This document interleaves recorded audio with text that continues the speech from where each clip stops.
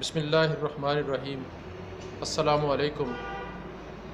Welcome to automobile diagnostic and technical services.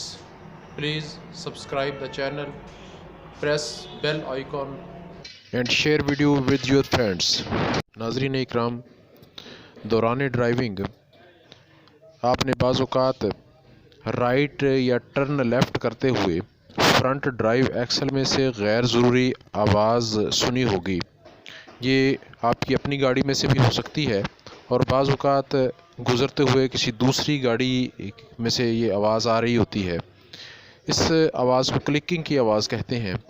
آج اس video میں آپ کو اس آواز کی وجوہات بتائی جائیں گی اور اس سے بچنے کی تدابیر آپ نے کس طرح سے اختیار کرنی ہے یہ بتایا جائے گا۔ ناظرین، یہ اس گاڑی کی انڈر باڈی انسپیکشن کے دوران ایک فالٹ ڈائگنوز کیا ہے میں نے۔ یہ میں آپ کو دکھاتا ہوں۔ آپ دیکھ رہے ہیں کہ یہ فرنٹ ڈرائیو ایکسل کا ربر بوٹ ڈیمیج ہے، یعنی بوٹ پھٹا ہوا ہے۔ جس وقت بوٹ ڈیمیج ہو جاتا ہے یا پھٹ جاتا ہے تو گاڑی چلنے کے دوران اس میں سے گریس نکل جاتی ہے، اور سی وی جوائنٹ ڈرائی ہونے کی وجہ سے جب چلتا ہے تو اس کی بالز یا کراس جو ہیں وہ ڈیمیج ہو جاتے ہیں، اور ایسی صورت میں ڈرائیو ایکسل کے رائٹ یا لیفٹ سائڈ، جس سائڈ سے بھی یہ ڈیمیج ہوا ہوتا ہے، ٹرننگ کے دوران اب نارمل نوائس، جس کو کلکنگ کی آواز کہتے ہیں، وہ آواز پیدا ہوتی ہے۔ یہ ایسی صورت میں اس کا سی وی جوائنٹ ریپلیس کرنا پڑتا ہے۔ اس لیے ضروری ہے کہ نوبت یہاں تک نہ پہنچے۔ باقاعدگی کے ساتھ انڈر باڈی چیک اپ کرواتے رہیں، اور اگر کوئی بوٹ کریک ہے تو اسے ٹائملی ریپلیس کروائیں تاکہ اس بڑی کوفت سے بچا جا سکے۔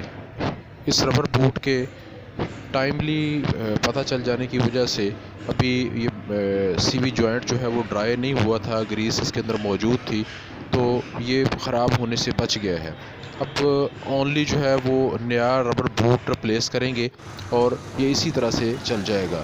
اس کو پراپر طریقے سے گریسنگ کرتے ہیں، اور گریسنگ کرنے کے بعد پھر نیا ربر بوٹ ریپلیس کرتے ہیں۔ اگر یہ چند روز اور اسی طرح سے بغیر ربر بوٹ کے چلتا رہتا تو ڈسٹ اور پانی کی وجہ سے اندر زنگ پیدا ہونا تھا، اور زنگ کی وجہ سے اس کی بالز جو ہیں انہوں نے باڈی کو ڈیمیج کر دینا تھا۔ اس صورت میں کمپلیٹ سی وی جوائنٹ جو ہے وہ ریپلیس کرنا پڑتا۔ تو ناظرین، اس سے بچنے کا بہترین حل یہ ہے کہ ٹائملی گاڑی کی پیریڈک مینٹیننس کی طرف توجہ دیں، اور ربر بوٹس کریک ہونے کی صورت میں ریپلیس کروا لیے جائیں، اور اگر یہ آواز پیدا ہو جائے تو پھر سی وی جوائنٹ ریپلیس کروائیں۔ یہی اس کا حل ہے۔ ربر بوٹس ریپلیس کرواتے وقت ہمیشہ معیاری ربر بوٹ کا انتخاب کریں، اور معیاری گریس جو ہے وہ اس کے لیے استعمال کریں۔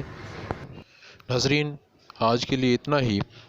دوبارہ حاضر ہوں گے نئے آئیڈیاز کے ساتھ، نئی ویڈیو کے ساتھ۔ تب تک کے لیے اجازت دیجیے، اپنا خیال رکھیے گا۔ اللہ حافظ۔